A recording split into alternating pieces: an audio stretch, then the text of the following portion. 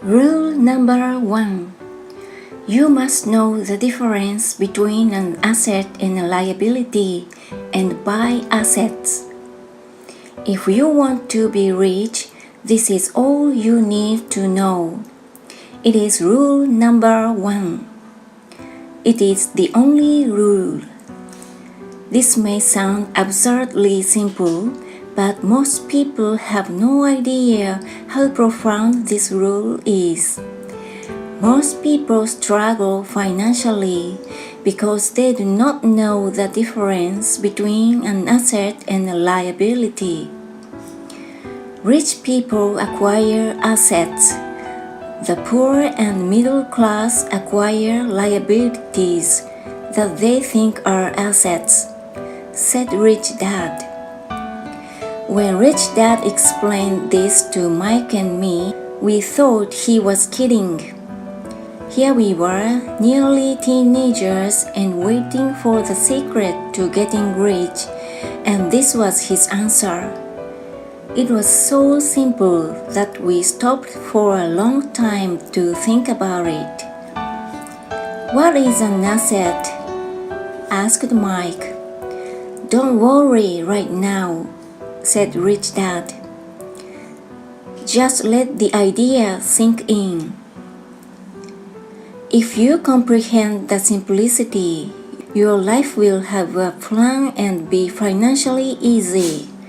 It is simple. That is why the idea is missed. You mean all we need to know is what an asset is, acquire them, and we'll be rich? I asked. Rich Dad nodded his head. It's that simple. If it's that simple, how come everyone is not rich? I asked. Rich Dad smiled.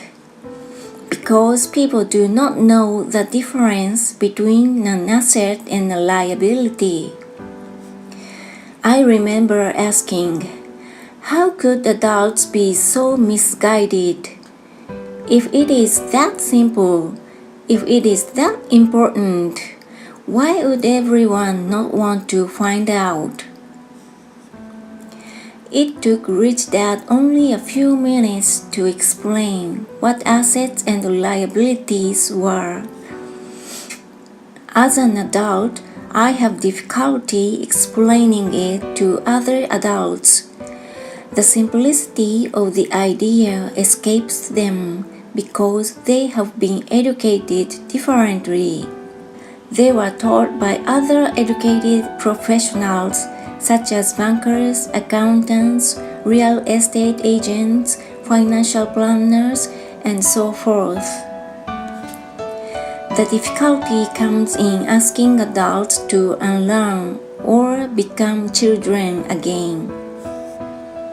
An intelligent adult often feels it is demeaning to pay attention to simplistic definitions. Rich Dad believed in the KISS principle, keep it simple, stupid, or keep it super simple. So he kept it simple for us, and that made our financial foundation strong. So what causes the confusion? How could something so simple be so screwed up? Why would someone buy an asset that was really a liability? The answer is found in basic education. We focus on the word literacy and not financial literacy. What defines something to be an asset or a liability are not words. In fact, if you really want to be confused, look up the words asset and liability in the dictionary. I know the definition may sound good to a trained accountant, but for the average person, it makes no sense. But we adults are often too proud to admit that something does not make sense. To us young boys, Rich said that What defines an asset are not words, but numbers. And if you can't read the numbers, you can't tell an asset from a hole in the ground. In accounting, Rich Dad would say, "It's not the numbers, but what the numbers are telling you. It's just like words. It's not the words, but the story the words are telling you." If you want to be rich, you've got to read and understand numbers. If I heard that once, I heard it 1,000 times from my rich dad. And I also heard, the rich acquire assets and the poor and middle class acquire liabilities. Here is how to tell the difference between an asset and a liability.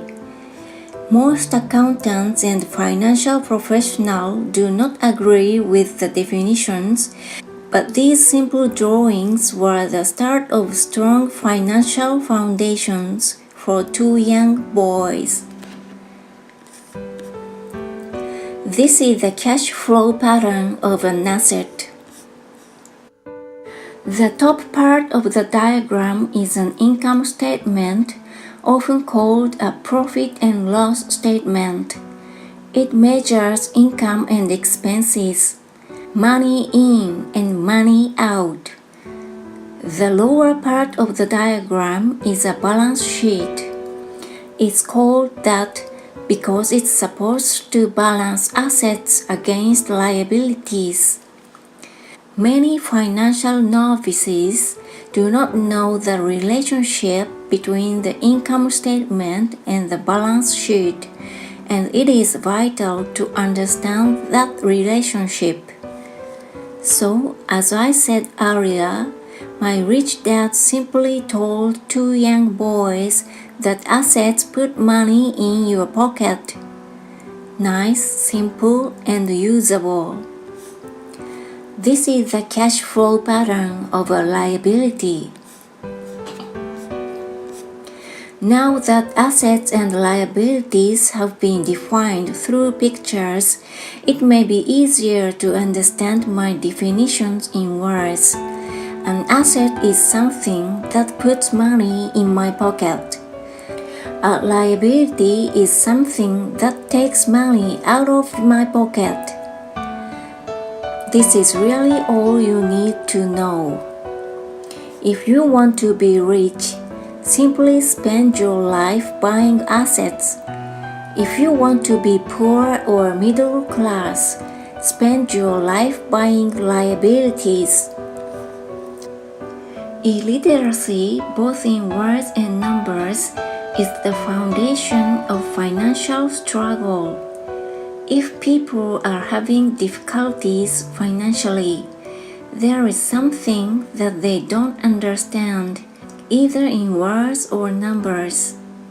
The rich are rich because they are more literate in different areas than people who struggle financially. So, if you want to be rich and maintain your wealth, it's important to be financially literate in words as well as numbers. The arrows in the diagrams represent the flow of cash or cash flow. Numbers alone mean little, just as words out of context mean little.